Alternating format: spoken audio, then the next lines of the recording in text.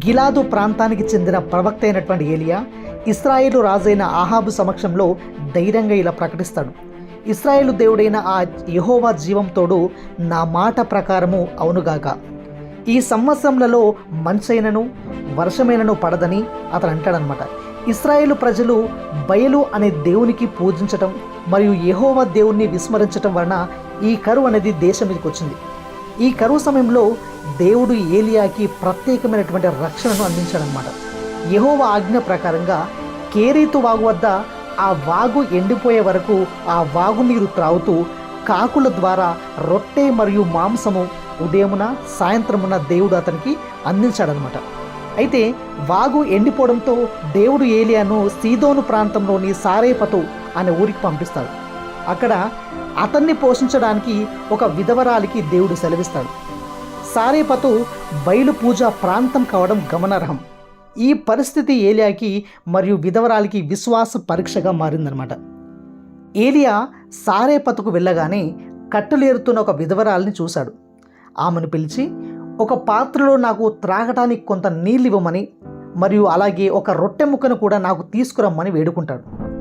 విధవరాలు ఇలా సమాధానమిస్తుంది, నీ దేవుడైన యెహోవా జీవం తోడు తొట్టిలో పట్టెడు పిండి మరియు బుడ్డిలో కొంచెము నూనె మాత్రమే నా యొద్దనున్నవి, కానీ రొట్టె ఒక్కటి కూడా లేదు.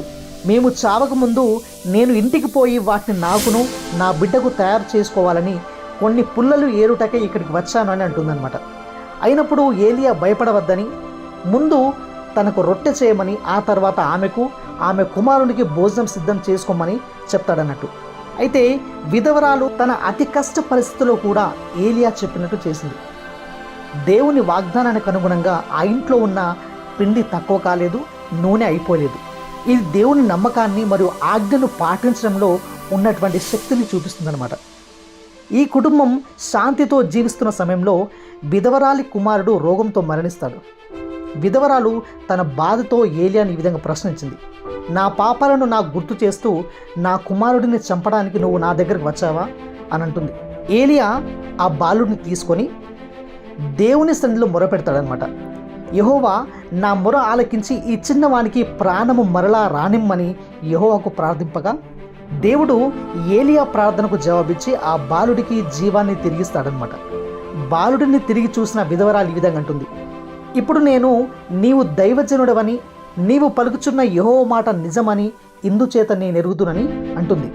ఇక్కడ మనం నేర్చుకోవాల్సినటువంటి అతి ముఖ్యమైన పాఠం ఏమిటంటే, జీవితంలో కష్టాలు వచ్చినప్పుడు మనం దేవునిపైన నమ్మకం ఉంచి మరియు దేవునికి ప్రార్థన చేసినప్పుడు దేవుడు మనకు ఖచ్చితంగా రక్షణ అనేది కల్పిస్తాడనమాట.